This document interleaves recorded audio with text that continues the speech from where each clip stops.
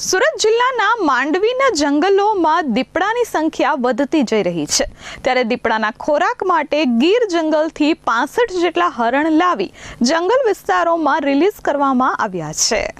સુરત જિલ્લાના માંડવી અને આસપાસના જંગલ વિસ્તારોમાં છેલ્લા કેટલાક સમયથી દીપડાઓ ખોરાકની શોધમાં માનવ વસ્તી અને શહેરની હદ સુધી આવી ચડવાના બનાવોમાં ચિંતાજનક વધારો થયો છે.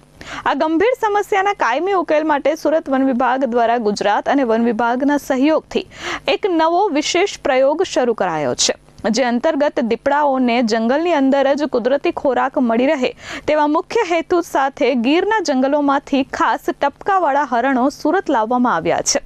વન વિભાગે પ્રાયોગિક ધોરણે 50થી વધુ હરણોને સુરતની માંડવી ફોરેસ્ટ રેન્જમાં મુક્ત કર્યા છે, જેથી દીપડાઓ વન વિસ્તાર છોડી રહેણાંક વિસ્તારો તરફ ન દોડે અને ભવિષ્યમાં માનવ તેમજ વન્યજીવો વચ્ચે થતી ઈજા કે સંઘર્ષની ઘટનાઓ પર પૂર્ણ વિરામ મૂકી શકાય.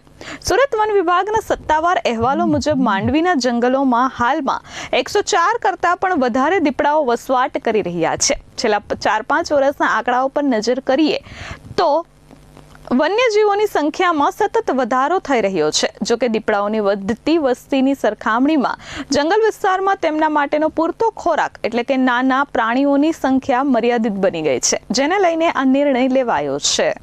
નિર્મલ પટેલ, S24 ન્યૂઝ, માંડવી.